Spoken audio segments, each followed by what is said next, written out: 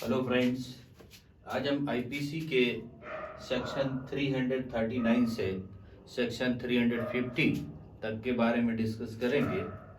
इसमें section 339 wrongful restraint के बारे में बात करते हैं। संदोष अवरोध क्या होता है?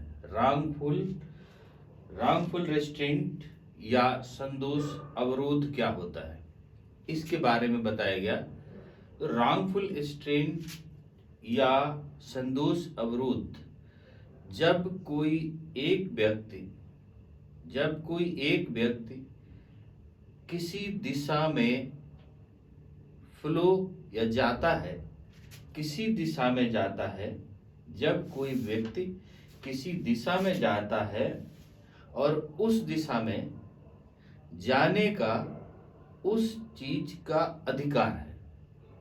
जब कोई किसी दिशा में जाता है और उस दिशा में जाने का उसका अधिकार है, उस दिशा में जाने से अगर कोई बाधा डालता है, तो ऐसी बाधा को हम संदोष अवरोध कहते हैं। अब एक एग्जाम्पल मान लेते हैं कि एक व्यक्ति अपने दरवाजे से होता हुआ सामने से दूसरे के घर से जाता है। एक व्यक्ति अपने घर से निकलकर किसी दूसरे के दरवाजे से होता हुआ आगे की तरफ जाता है और वह व्यक्ति उस रास्ते को बंद कर देता है। तो उसने क्या किया? संदोष अवरोध का काम किया। अब एक नहर बहती है पूरब से दक्षिण की तरफ और आगे की तरफ बहती जाती है। पूरब से पश्चिम की तरफ या पूरब से उत्तर की तरफ से पूरब से दक्षिण की तरफ, किसी तरफ डायरेक्शन में वो नदी या वो नहर बह रही है और कोई व्यक्ति बीच में उस नहर को बंद कर देता है। जिस डायरेक्शन में वो बहती चली आ रही है, उसने उसको बंद कर दिया ताकि आगे के लोगों को पानी ना मिले। तो उसने क्या किया? संदोष अवरोध किया। जानबूझ करके जिस डायरेक्शन में फ्लो हो रहा था उस डायरेक्शन को रोक दिया, तो उसने संदोष अवरोध किया। ये संदोष अवरोध की डेफिनेशन है। अब सेक्शन 340 जो है वो कहता है रॉन्गफुल कन्फाइनमेंट। संदोष परिरोध क्या होता है? परिरोध का मतलब होता है चारों तरफ से घिरा हुआ और जानबूझ करके ऐसी जगह पर किसी को बंद कर दिया जाए, किसी को बंधक बना दिया जाए। जैसे कोई व्यक्ति एक कमरे में बंद कर दिया गया, एक व्यक्ति को किसी कमरे में बंद कर दिया गया, तो उसने क्या किया? जानबूझ करके बंद किया गया है, तो उसमें क्या किया? उसने संदोष परिरोध का काम किया। एक महिला को, जो महिला से आपस में झगड़ा हो गया और दूसरी महिला ने या दूसरी पुरुष ने उस महिला को एक कमरे में जानबूझ करके बंद कर दिया कि अब वह महिला उस कमरा से नहीं निकल सकती, तो उसने क्या किया? संदोष परिरोध का अपराध उसने कारित किया। ये सेक्शन 340 में बात करी गई। अब सेक्शन 341 में कहा पनिशमेंट फॉर रॉन्गफुल रिस्ट्रेंट। जो संदोष अवरोध है, जिस डायरेक्शन में उसको फ्लो होना है, जिस डायरेक्शन में वो जाता है उसमें रोक करता है, तो उसके लिए दंड क्या है? 1 माह की सजा और 500 रुपए का जुर्माना या दोनों से उसे दंडित किया जाएगा। अब सेक्शन 342 कहता है पनिशमेंट फॉर रॉन्गफुल कन्फाइनमेंट। जो संदोष परिरोध है, रॉन्गफुल कन्फाइनमेंट है, उसके लिए सजा क्या होगी? उसके लिए सजा 1 साल की सजा और 1000 रुपए तक जुर्माना है अगर कोई ऐसा कृत्य करता है। अब इसमें कैटेगरीज जो है बांध दी गई। मान लो किसी को अभी 1 दिन के लिए बंद कर दिया, किसी ने 2 घंटे के लिए बंद कर दिया, किसी ने या 5 दिन के लिए बंद कर दिया, या 10 दिन के लिए या 25 दिन के लिए बंद कर दिया, तो उस कैटेगरी के हिसाब से इसमें दंड दिया गया। तो पहली बात तो संदोष परिरोध के लिए दंड हो गया कि 1 साल की सजा और 1,000 रुपए का जुर्माना। अब इसी में आगे बात करते हैं सेक्शन 343 में रॉन्गफुल कन्फाइनमेंट फॉर 3 और मोर डेज। जो 3 दिन से ज्यादा या 3 दिन के लिए 3 दिन से ज्यादा के लिए किसी को बंद कर दिया जाता है। मतलब 3 दिन से 10 दिन तक के लिए 10 दिन के भीतर तक किसी को कहीं पर बंद कर दिया जाता है। अगर ऐसा कोई कृत्य करता है तो उसे 2 साल की सजा और जुर्माना से दंडित किया जाएगा। अगर 3 दिन से कम है तो 1 साल की सजा और जुर्माना। अगर 3 दिन से 10 दिन के बीच में है तो 2 साल की सजा और जुर्माना की बात करी गई। अब सेक्शन 344 कहता है रॉन्गफुल कन्फाइनमेंट फॉर 10 और मोर डेज। अगर उसे 10 दिन से ज्यादा के लिए बंद कर दिया गया, अभी 10 दिन तक, इसके लास्ट में है क्या चीज, 2 साल की सजा और जुर्माना। अब 10 दिन से अधिक के लिए अगर कर दिया गया तो उसे 3 साल की सजा और जुर्माना से उसे दंडित किया जाएगा। सेक्शन 345 कहता है wrongful confinement for person for whom liberation writ has been issued. जिसको छोड़ने के लिए रिट जारी कर दी गई, किसी को बंधक बना दिया गया और बंधक में उसे पता हो गया कि यहाँ पर बंधक हो गया और उसको पार्टी बनाते हुए उसे रिट के द्वारा छोड़ने का आदेश हो गया। लेकिन वो रिट के द्वारा छोड़ने पर, रिट के आदेश के बावजूद भी उसे नहीं छोड़ा गया, तो उस पर जो पहले सजा दी गई थी, जैसे बंद कर दिया 1 दिन के लिए तो 1 साल की सजा, 3 दिन से ज्यादा तो 2 साल की सजा, 10 दिन से ज्यादा तो 3 साल की सजा, ये तो मिलेगी ही मिलेगी जितना बंद रहा वो। उसके बाद अगर छोड़ने की रिट जारी कर दी गई है तो 2 साल की सजा उसको अतिरिक्त मिलेगी, क्योंकि रिट के बाद भी उसने जानबूझ करके उसको बंधक रखा उसने। तो ये बात इसमें कही गई, छोड़ देने के आदेश के बाद भी अगर नहीं छोड़ता है तब। सेक्शन 346 कहता है रॉन्गफुल कन्फाइनमेंट इन सेक्रेट। कोई ऐसे गुप्त स्थान में उसको बंद कर दिया गया जहां पर ना तो कोई पब्लिक सर्वेंट, सरकारी आदमी कोई जानता है उसको, और ना ही उसके जानने वाले मिलने वाले उसको जानते हैं। ऐसे गुप्त स्थान में परिरोध कर दिया गया तो, और कोई उसको जानता नहीं, ना ही इसको किसी को पता चलने पा रहा है, तो वो सजा तो दी जाएगी जो 1 दिन के लिए या 2 दिन के लिए या 3 दिन से ज्यादा या 10 दिन के ज्यादा के लिए, वो सजा तो उसको मिलेगी जितना टाइम पास हो गया। उसके बाद उसे 2 साल की सजा अतिरिक्त दी जाएगी अगर वो ऐसे गुप्त जगह पर, स्थान पर उसको संदोष परिरोध रखता है, बंद किए रहता है।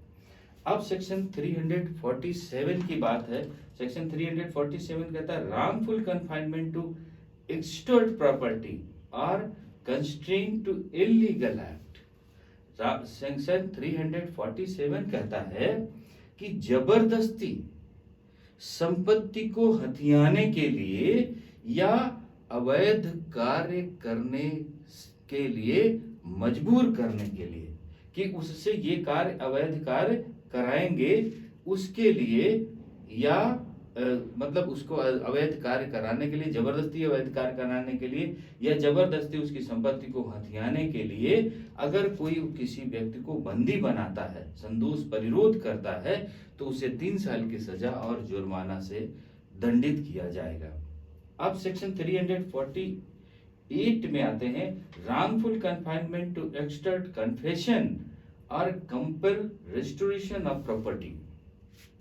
सेक्शन 348 कहता है कोई जानकारी, किसी को जब जानकारी है पूरी बात की, उसे जानकारी लेने के लिए या जबरदस्ती, फोर्स के द्वारा, फोर्सफुल के मतलब जबरदस्ती उसको कबुलवाने के लिए, जबरदस्ती उसको हाँ करवाने के लिए, एक्सेप्ट करवाने के लिए मजबूर करने, जबरदस्ती उसको एक्सेप्ट कराने के लिए मजबूर करना, और या कि ऐसी चीज उसको करना कि ताकि उसके जो अपराध हुआ उसके बारे में पता चल जाए, जबरदस्ती मारपीट करके उसे अगर बंदी बना करके उसको ये किया जाता है अगर उसको जबरदस्ती बंदी रखा जाता है, ये इस कार्य के लिए कि उससे जानकारी प्राप्त हो जाए या उसे से कोई चीज कबूलवाने के लिए, उसको जबरदस्ती हाँ कराने के लिए, या उसकी जो जानकारी है उसको पता चल जाए, और या अपराध करने के लिए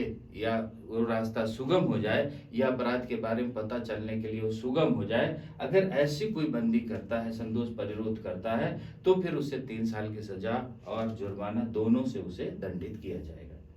अब सेक्शन 349 कहता है फोर्स, बल। बल क्या है? बल क्या है इसके बारे में डिफाइन किया गया कानून में। बल अभी हम लोगों ने कभी पढ़ा है कि बल साइंस में, फोर्स क्या होता है, फोर्स क्या होता है उसके बारे में साइंस में पढ़ा। वही परिभाषा साइंस वाली ही इसमें व्यक्ति के बारे में बता दी गई 349 में।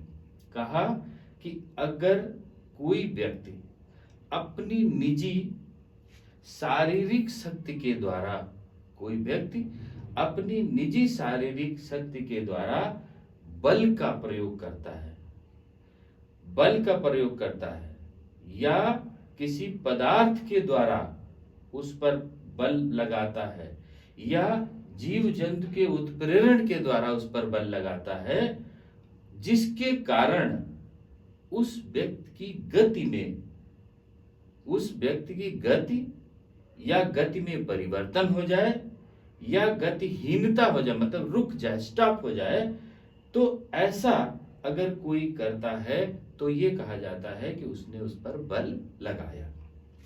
अब इसको प्रैक्टिकली देख लेते हैं कि अगर कोई व्यक्ति सामने खड़ा है और उस व्यक्ति को कोई एक मुक्का मारता है, जैसे मारने चलता है तो उस व्यक्ति का चेहरा जो बिल्कुल शांत है, उस व्यक्ति का चेहरा बन जाता है, मतलब उस व्यक्ति अपना चेहरा सिकोड़ लेता है या टेढ़ा कर लेता है या आंख बंद कर लेता है, मतलब उसमें चेहरे में क्या आ गई? गति आ गई। गति किसके कारण आ गई?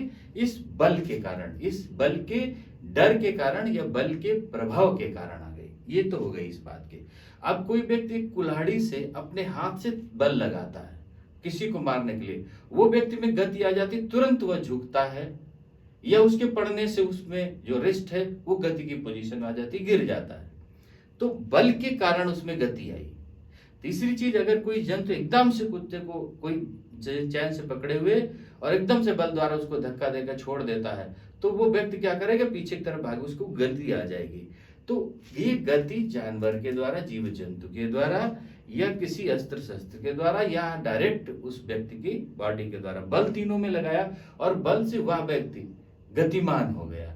या सपोज करते हैं कि कोई व्यक्ति दौड़ता चला रहा और हमने तेजी से उसको रोक दिया और वह उसी जगह पर स्टॉप हो गया, तो उसकी गति क्या हो गई? रुक गई।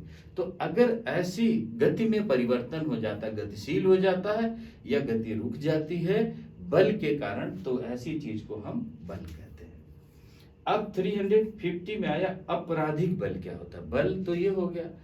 अब यही कृत्य अगर किसी अपराध को करने में किया जाए तो उसे आपराधिक बल कह दिया जाता है। ए एक व्यक्ति है जिसने बी व्यक्ति को संपत्ति के बिना बल का प्रयोग अपराध को कारित करने के लिए किया। संपत्ति के लिए उसने क्या किया? बल का प्रयोग अपराध कारित के लिए, जिससे भय, क्षति, क्षोभ आदि पैदा हो जाए। अब भय कैसे पैदा हो गया? उसने जा करके कि अभी आते कुल्हाड़ी लेकर के दौड़ता है तो उसको क्या हो गया? भय हो गया, उसने उसको मार देगा, तो भय के कारण वो उसमें गति आ गई, उसके चेहरे में चेंजिंग आ गई, तो वो क्या हो गया? भय हो गया। तो इसको हम आपराधिक बल कहते हैं। ये 350 में कहा गया है कि आपराधिक बल क्या होता है। आपराधिक बल के इसमें से जो है क्रिमिनल फोर्स के बारे में कई बारे इनमें बताया गया। तो अभी तक इसमें से 339 से सेक्शन 350 तक वेरी इजी सेक्शंस थे, ये क्लियर हो गए होंगे। आगे 351 से जो है अटैक, असल्ट या हमला क्या होता है उसके बारे में हम डिस्कस करेंगे। ओके, थैंक यू, जय हिंद।